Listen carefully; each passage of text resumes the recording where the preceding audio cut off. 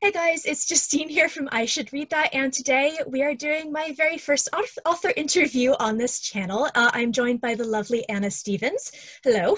Hello. So just to start, do you want to tell us a little bit about yourself and your book that you have coming out here soon? Sure, yeah.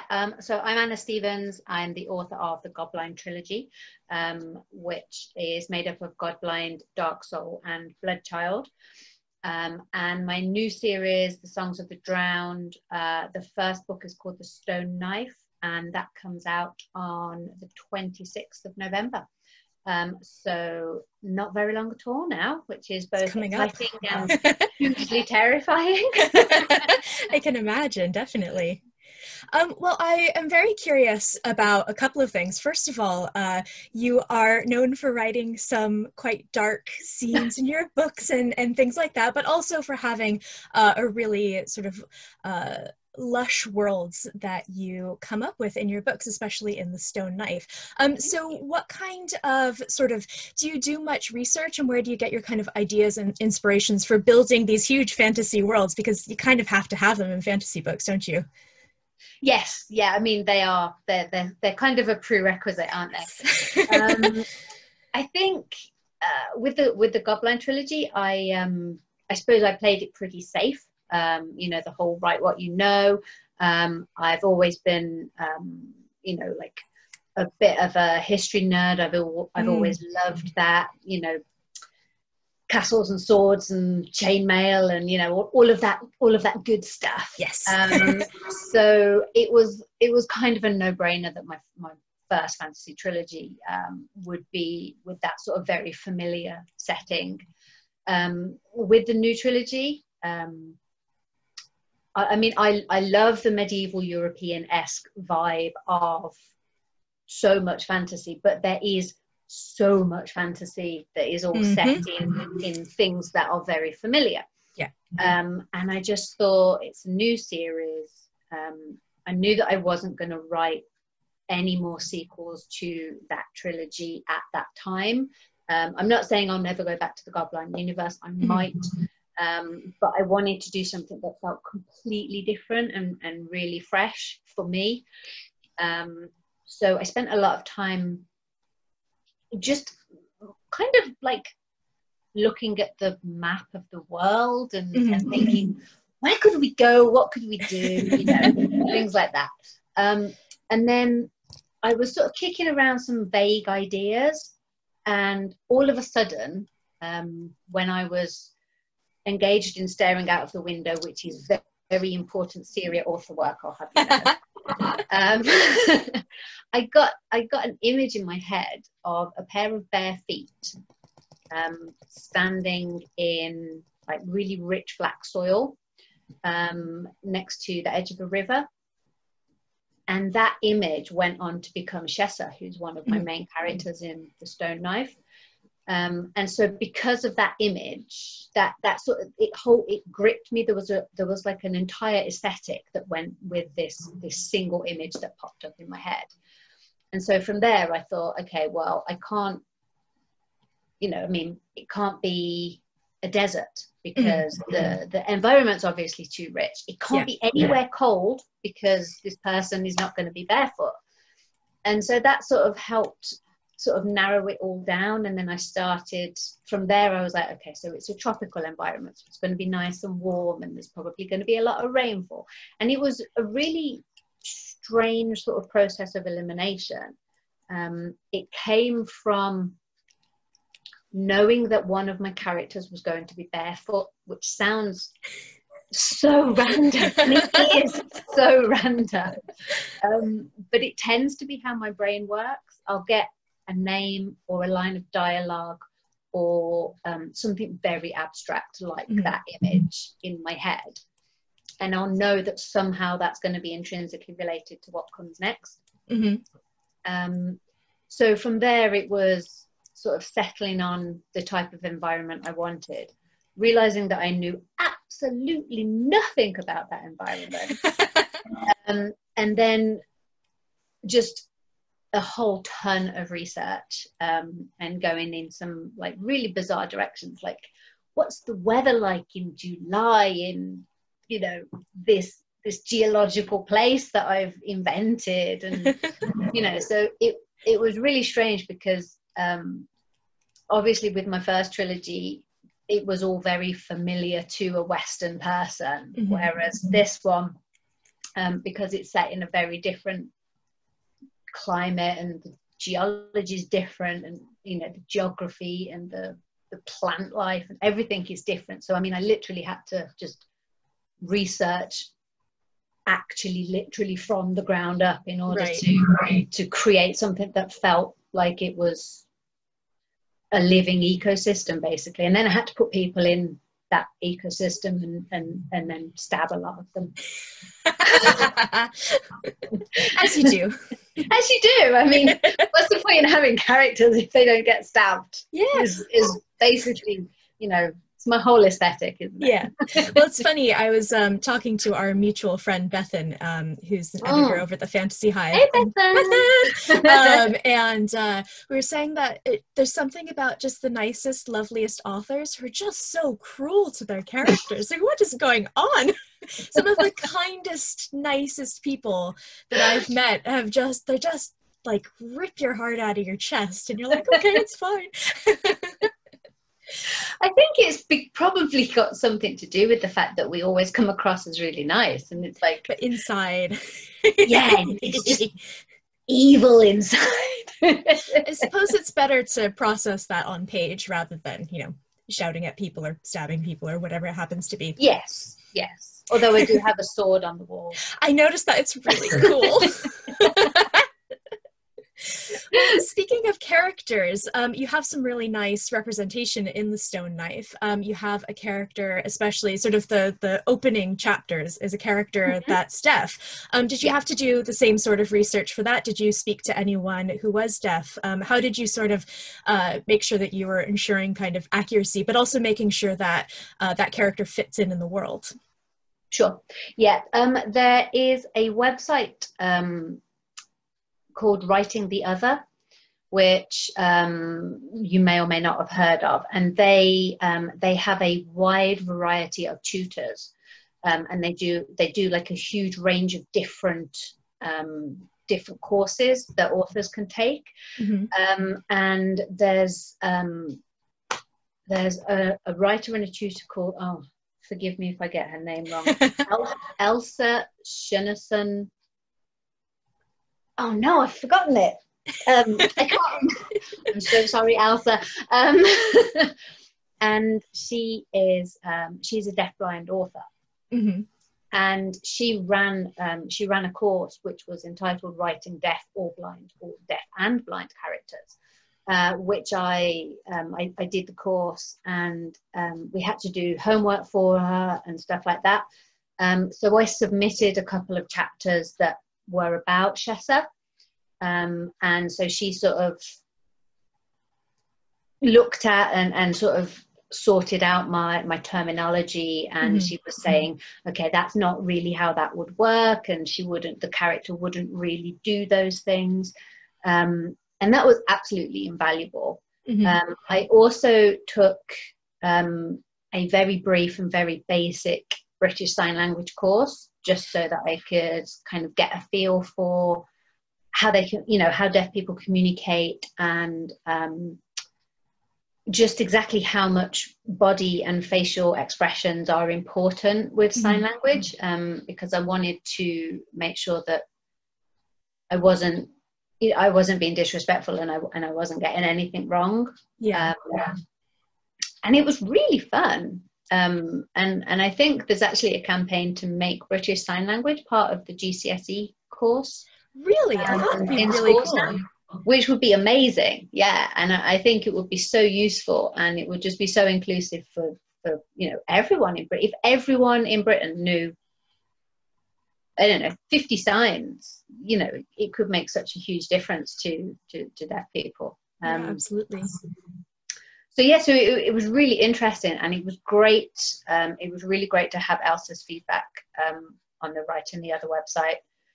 They do tons of other stuff. They do writing people of color, writing LGBT people, you know, writing minorities, writing disabilities, all that kind of stuff. So I would say if anyone is planning on including a diverse cast in their work, then, you know, I think it cost, what was it, $100, something like that. You know, I mean, it's very reasonable. I might have slightly underestimated that, but it did not break the bank. And I felt like I learned an absolute ton of stuff. And it definitely helped not just Shessa's character, but it helped the hearing characters who live in the world with her and how they react, and of course, how natural it is for them to use sign language and adaptive aids and stuff like that. That website sounds really interesting, and it's great. It sounds like an amazing resource, because I know readers have definitely, maybe over the past 10, 15 years, which is most of my reading experience, so maybe even longer, readers are definitely pulling towards having better representation of either themselves or just other people, whether you're actually having those characters in books, which is a shock, or like having actual good representation. So that sounds like an amazing resource. Yeah, it really is. I can't recommend it highly enough. I really can't. I mean, even for, you know, like freelance editors or, you know, literary agents, you know, anything, because if you read something and you don't understand where it's coming from, or, you know, if you're not deaf and you read about a deaf character, you don't know whether I've done a good job or not. Sure. Yeah. So my agent wouldn't necessarily know whether I got the representation right or wrong. So yeah, I mean, I would recommend it to everybody. Yeah, definitely. I'll link it down below if anyone is curious. I'll remember to do that, fingers crossed. There's also some really lovely, sort of speaking on a similar thing, there's also some really lovely LGBTQ representation, which is something that I always love to see in fantasy and in sci-fi, just because it makes a lot of sense in a number of ways. Was that a conscious choice to include, or was it something that you kind of came upon in developing the characters and like, oh, wait a minute, I think that this character may be bi or gay? In the case of those particular characters, I mean, talking specifically about Tayan and Lila, who are husbands, the characters kind of tell me whether they're straight or bi or gay or whatever they might be. It's just something that comes out in their personality as I'm writing them. It's not necessarily a conscious choice in that I must put it in there. But it's something that I'm really passionate about. I've got a lot of LGBTQ friends and family, and it's not something that it would ever occur to me not to put in. What I tried to do differently this time around compared to the Goblin trilogy is I wanted this to be a much more queer non-society. So it's just a case of, you know, I don't sort of overtly mention anyone's sexual orientation. It's just those two guys are married. You know, she was with him and now she's with her, and it's not, there's no kind of, well, who do you like sort of question. It's there's actually one moment where Lila tells another character, you know, another character makes an advance and he says, oh, I'm ever so sorry, I'm married, but I know that man and that woman are both single, so if you were interested. And there's sort of no distinction. He's like, I'm making no judgment as to what you like, but I know that those two people who happen to be of different genders are both single, so, you know, if you were interested, kind of thing. And it was really refreshing, and it was actually a lot of fun to write, because you're just taking down all of those normal boundaries and the ones that we are all still living with and a lot of people are struggling with, and just tossing them out and being like, well, what would society look like if we didn't have those historical framework that the Western world has grown up with for the last 2,000 years or however long. it was great. It was just so much fun to not even consider having to explain their sexual orientation. Yeah. And that seemed to make it, and that was the same also with Shessa and her deafness. She comes from a society where everybody knows sign language, because of the particular way that their warriors have to fight the drowned, which is they have to take a special sort of magic that makes them deaf so that they can't hear the songs of the drowned. Mm-hmm. And so because of that, in order for those people to then not be ostracized by their deafness, everybody knows sign language. And again, it was just writing it in a way that it's just taken for granted that this is completely normal and completely acceptable. Yeah. It just made it really fresh and really fun to write. Obviously with Shessa, you know, with all the things that happen, she's confronted with people who don't know sign language, and Mm-hmm. so she's confronted with being on the outside for the first time, which was it's like, well, how do you write that when it's, you know, it's not my experience? So that was a little bit tough, but hopefully I did a good job. Fingers crossed. Fingers crossed. Well, it sounds like this new trilogy and the Godblind trilogy share a little bit of DNA in some ways. I've always wondered, is it hard to kind of okay, I've got this one world that I've spent X number of years in, going to close that off now, and I'm going to do something completely different. Is that hard? I imagine it must be kind of weird. Well, I did find it really difficult. It was a fun challenge, but I'd spent pretty much every day deeply regretting my choices because I know the Godblind universe inside out, and I could, you know, I could write in that universe for the rest of my career probably. And I didn't know this world. I didn't know the world of Ishachipan. I didn't know the characters. They were strangers to me. Mm-hmm. And throughout the entire first drafting process, I didn't know who they were. And I basically had to write the entire book in order to learn who the characters were. And then once I knew who they were, I could then throw out the entire very bad plot.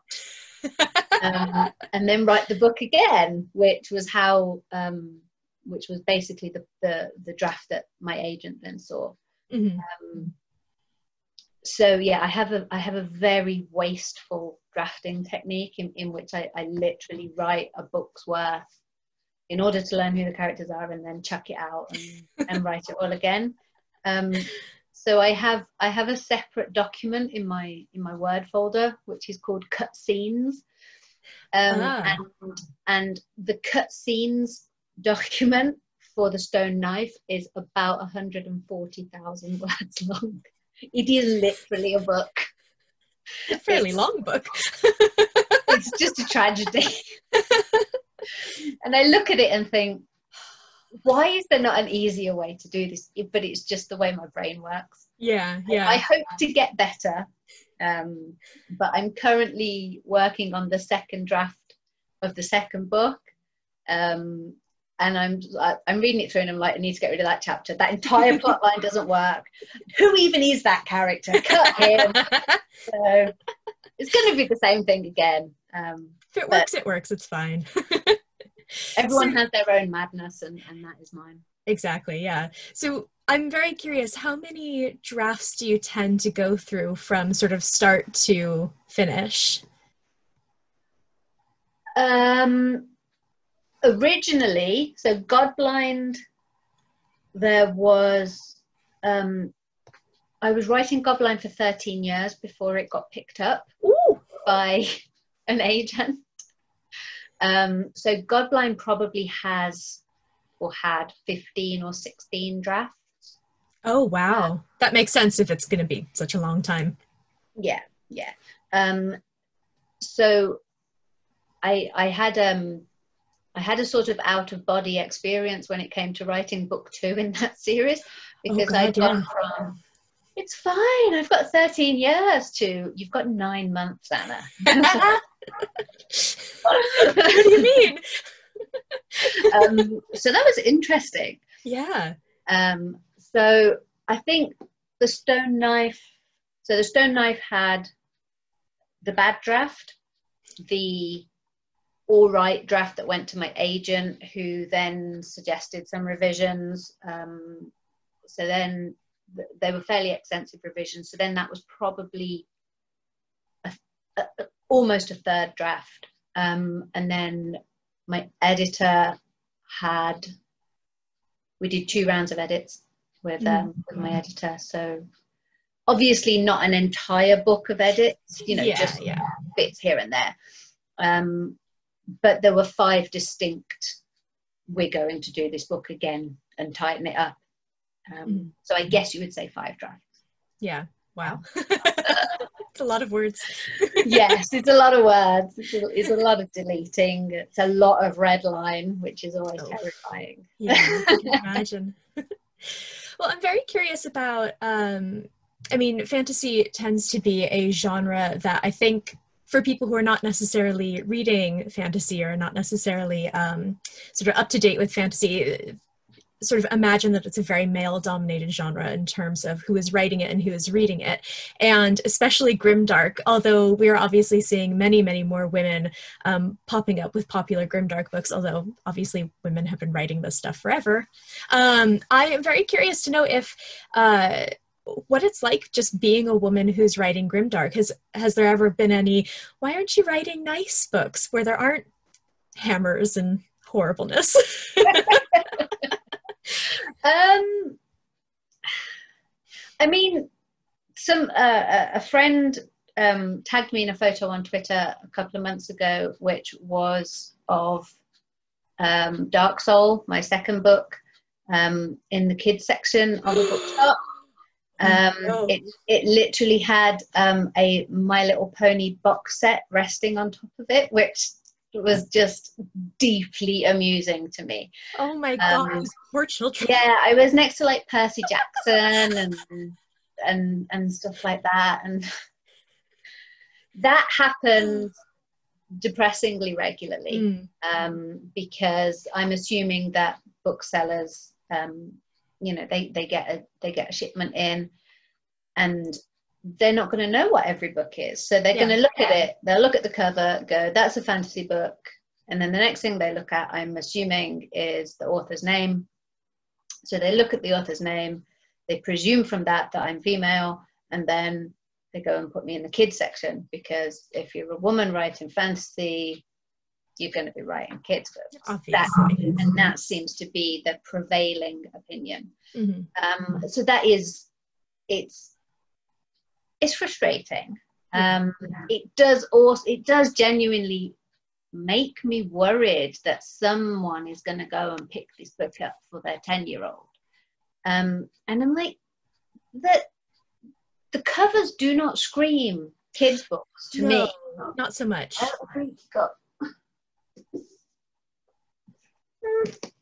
That doesn't really have it's got a kiddie on it, but it's not. That doesn't. I'm just going to put that on there. That doesn't say children's book to me. No, not so much. But aside from that, the other one that you get quite regularly is, I don't read women writers because women don't know how to write warfare, and grimdark usually has a lot of battles in it, which I've never been in a war, no, but I would challenge the majority of male readers to answer whether they have been in a war. I am also very lucky in that one of my best friends is ex-military. So I can literally just be like, read this. Does it make sense? Is that how you do it? What actually happens when you get stabbed? Yeah. So that's really useful, and I do owe him a great debt of gratitude, and I always thank him in my acknowledgements, because he does make sure that my tactics and my strategy and stuff like that is correct. And that's been a really fun learning process, actually. That sounds really dark. I didn't mean it like that, but you know, you do kind of get, you do kind of pick up some hints and stuff like that, and you know, I can start to sort of self-edit when I'm writing a battle scene. I'll be like, oh no, actually they wouldn't do that at that point. So that's really good. What I would say is that the actual writing community, so the other authors in Grimdark, or just in the, you know, in epic fantasy in general, have all been hugely supportive. You know, I know for a fact that if someone brings up, I'm not going to read Anna Stevens because she doesn't know how to write a battle, in a chat group or something, I know for a fact that there's going to be like a dozen male authors who are going to jump straight on that post and say, have you ever read it? Oh my God, yes, she does know what she's talking about. Which is great, and the community is absolutely brilliant. So yeah, I mean, I'm not sure whether the stone knife is classed as grimdark. I think it might be more on the epic side of things. I'm trying to think if anything quite as horrific as the hammer scene happens. I don't think it does. There's like a little soupçon of cannibalism, but other than that, you know, other than that, there's no sort of, there's no genital torture in this one. Okay. That is very good to know. Sorry guys, there's no genital torture this time. I'm wimping out. I've lost my edge. If you're here for the genital torture, you're going to be disappointed. Exactly. Come for the genitals, stay for the cannibalism. It's my life motto. But no, it's nice that you mentioned the writing community, because as someone who doesn't write, and I don't think of myself as being much of a writer, I'm definitely more of a reader. I do follow lots of authors on Twitter, and one of the things that I particularly love is watching, in particular, British sci-fi and fantasy authors kind of like communicate and hang out on Twitter, and it's just like, you guys are really friends in real life. This is so nice. But it's really cool to see, you know, you like this is actually how I discovered a huge number of books, is this author that I like seems to be pals with this person and seems to enjoy their books, so I'm going to pick up that person as well. And it's really lovely to see. And I imagine with writing being such a solitary pursuit, it's nice to have that kind of support, whether people are being, you know, mean about whether or not you can write battles or not. It is, yeah, it's great. I'm lucky to be a part of a Discord chat channel with a bunch of authors from, I mean, everywhere from like Canada, North America, through Britain and over to Australia and New Zealand. So there's a really wide range of us. And the good thing is that someone is always on deadline and someone is always awake. So it doesn't matter what time zone you're in. If you're pulling an all-nighter to get your book finished, somebody will be awake and they will be in the channel. That's really amazing, actually. Which is great. It's really good. So, I mean, obviously there's been a lot of chatter in there recently about the upcoming US election and stuff like that. So we're all just basically like sending, you know, like virtual hugs and virtual cupcakes over to the American contingent at the moment. Yeah, a lot of my my booktube friends have been doing the same. My British booktube friends and my teammates here in the UK as well are just kind of like, here's some nice support. Are you okay? It's gonna be fine, probably, maybe. It's so nice. Yeah, right.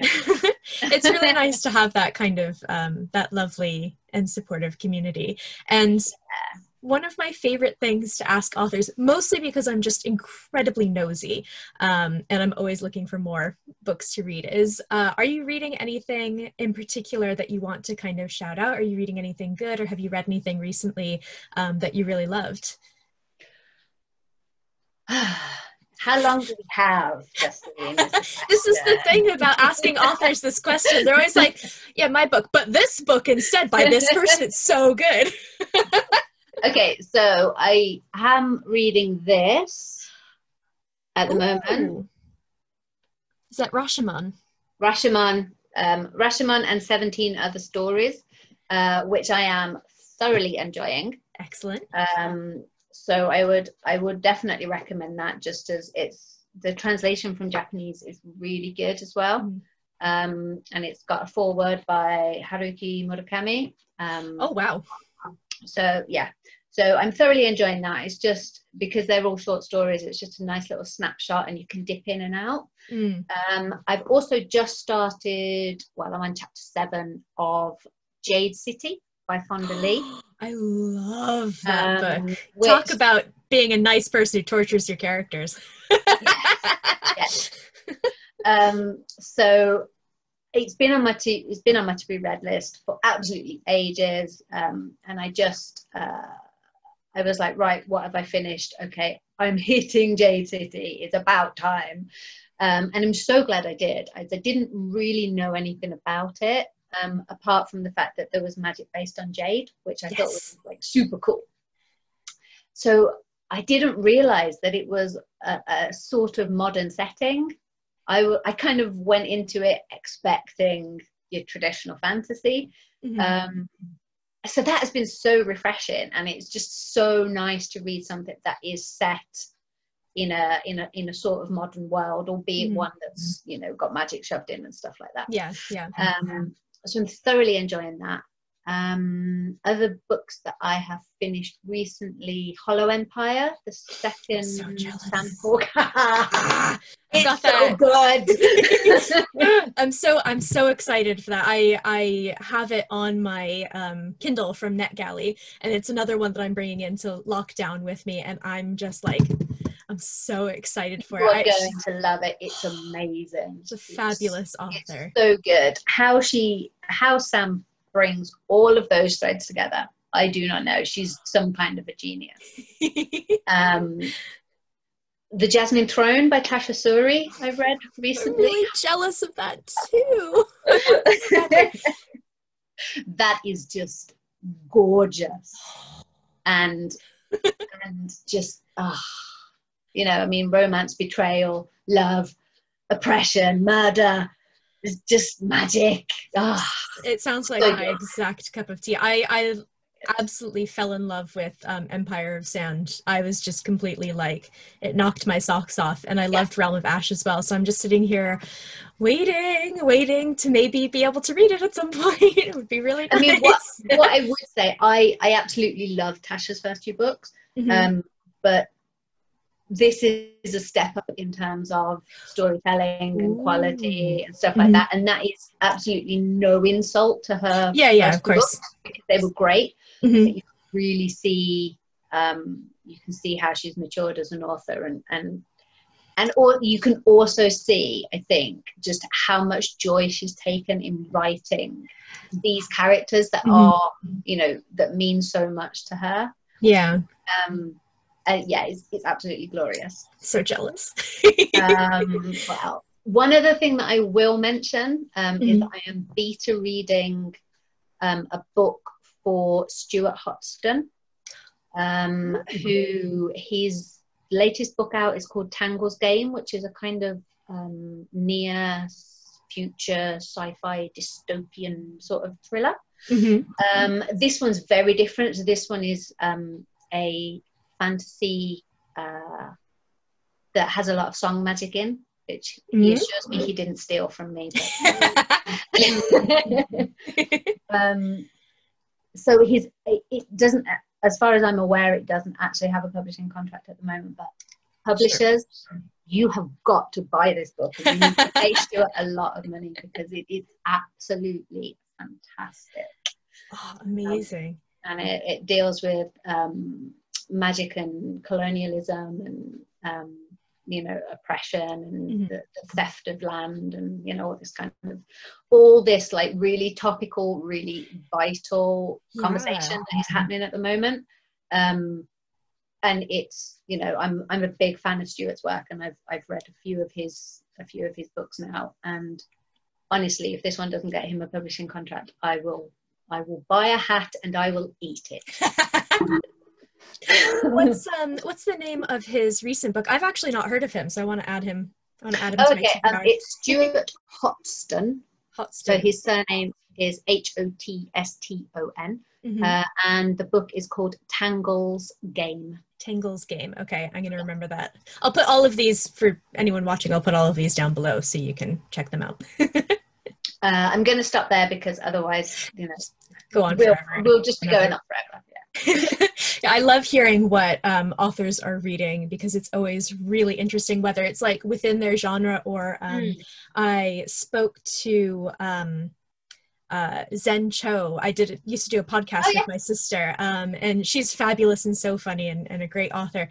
And we asked her what she was reading, and fully expecting, you know, fantasy, sci-fi, and she started telling us about these amazing Malaysian history books that she was reading, and they sound absolutely incredible. And I was like, I never knew that I needed this, but I need this. yeah. I did actually just read the Order of the Pure Moon Reflected in Water by Zen as well, which was just beautiful and cute, and then deeply poignant that I was not expecting. Yeah, definitely. It's almost like a, you know, like a fun little crime caper that suddenly takes a turn into like emotional and really quite, you know, quite deep. So I absolutely love that as well. Yeah, that was an excellent one. That's the last one. I'm sure I'll be hitting you up for more recommendations at some point. That's fine. I've got a connection now. This has been absolutely amazing. Thank you so much for chatting. The Stone Knife comes out on the 26th of November. Is that correct? From, I believe, Harper Voyager.